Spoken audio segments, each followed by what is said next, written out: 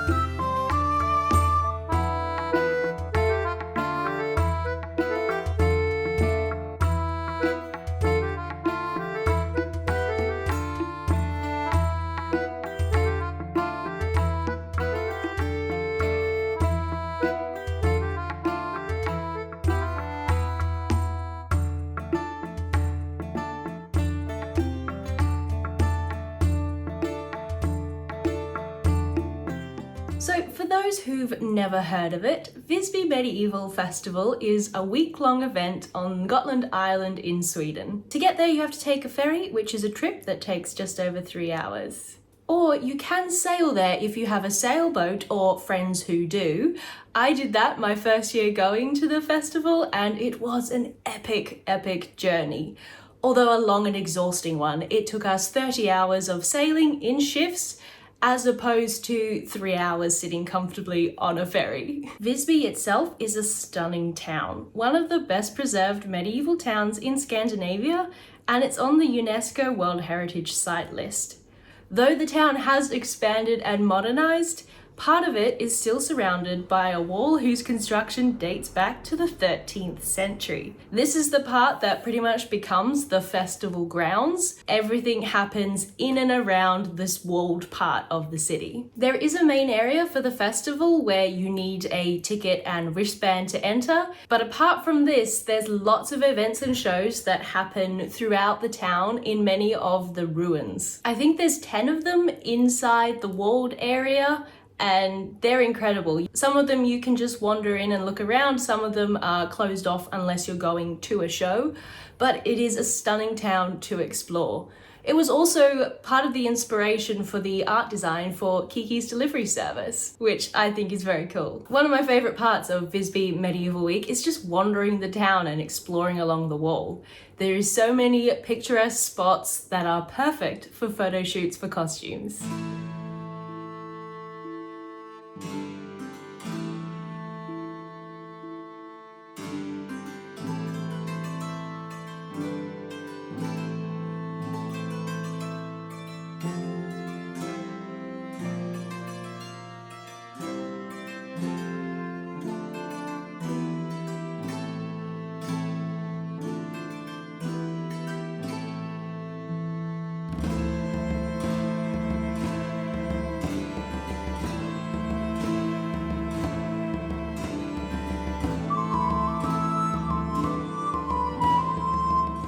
Speaking of costumes, if you do want to attend Visby Medieval Festival, you do not have to be historically accurate in your costuming. While there are some people who put in the time and effort and money to create stunning historically accurate outfits and they look amazing, there is also the other end of the scale where people are either just entirely in modern clothing or throw on a linen shirt and call it a day. Most people, I find, tend to fall into the middle ground of historically adequate myself included. But if you do want to start making your own costumes, whether they be historically accurate or adequate, the market is a great place to find everything you could ever need. They've got fabric, thread, brooches and buckles, books and patterns, crafting tools, jewelry for finishing touches, and artisans who can make exactly what you want, or knowledgeable people who can point you in the right direction to find what you need. Next to wandering the wall, the market is my favorite place to be.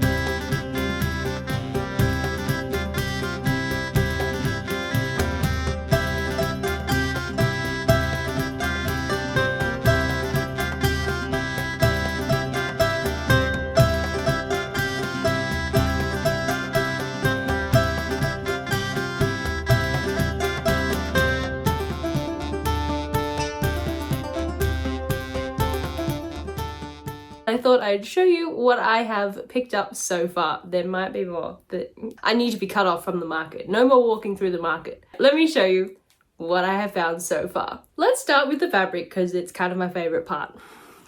I have so far picked up 3 fabrics and they all came from the same market stall. This one is called Corpse. And these 2 are just wools and they are pre-cut lengths. This one's a meter, this one is 0.6 or just over half a meter. But I thought the colors worked nicely together and this one has a pretty pattern through it. So I don't actually know what I'm gonna make with them yet. I was thinking perhaps the start of a Landsknecht outfit, which are very colorful, flamboyant, amazing outfits. There is obviously not enough here to make the full outfit, but I could make a bodice maybe. Or some hot pants, because if you've never heard of Landsknecht, hot pants feature. For the men. It's a look.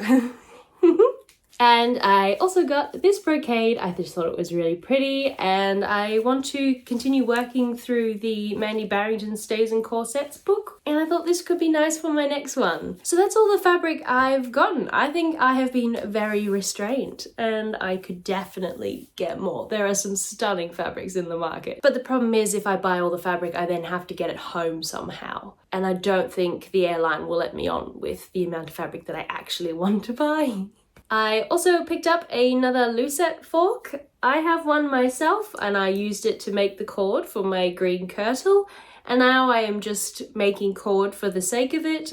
I really enjoy just the process. It's very meditative in a way. Even more so I would say than knitting or crochet because there's no stitches to keep track of or count or anything. It's a really nice thing to just have in your belt pouch and pull out when you're just having a moment sitting down somewhere and you can just quickly make some cord. So yeah, I have one and I really, really like it and my sister asked me to get her one, so I did.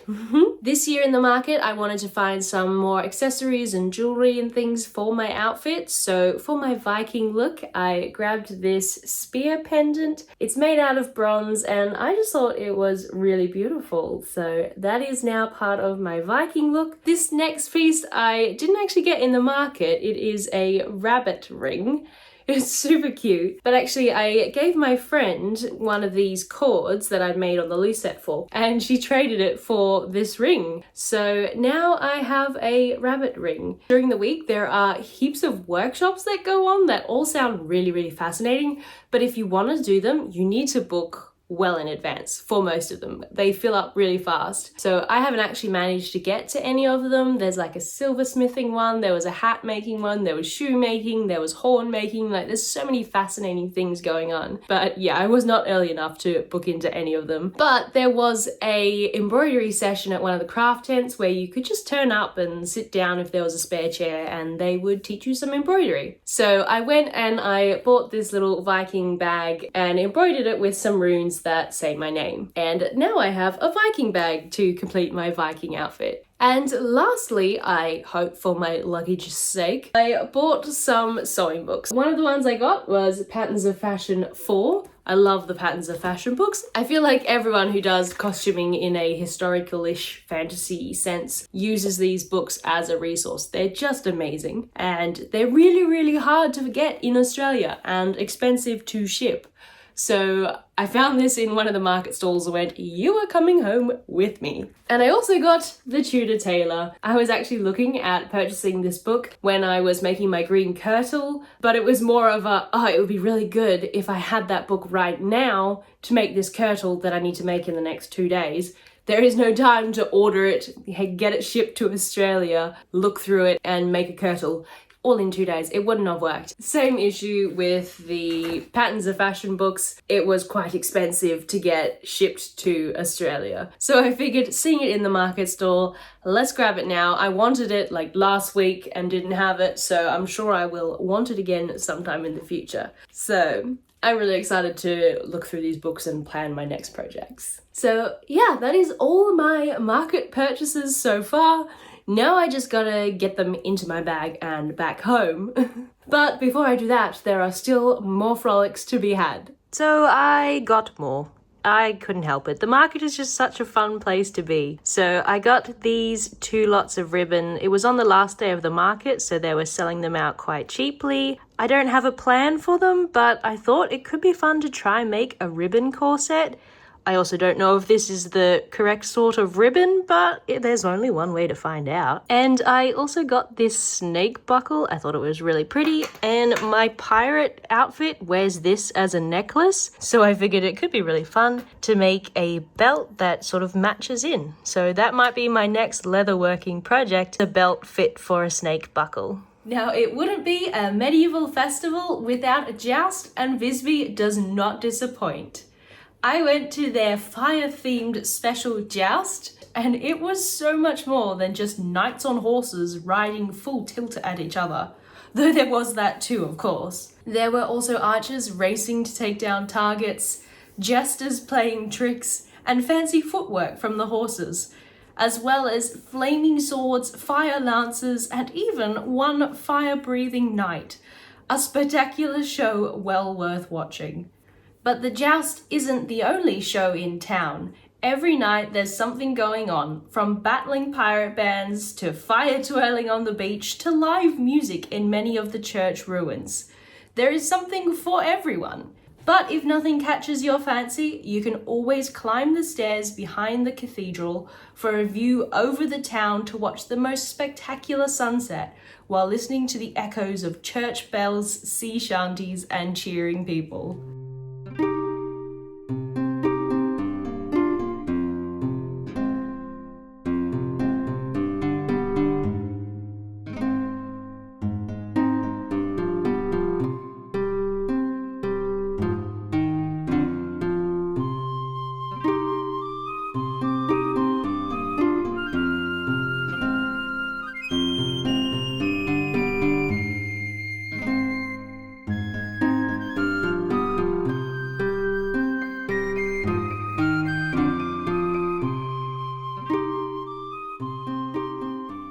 During the day, there is also plenty to do, with many different types of workshops on offer. Although if you do want to do a workshop, I would suggest booking in early because they do fill up really fast. One day I will be early enough to book a spot in the silversmithing or hat making workshops, but I did not make it this year. Next year maybe.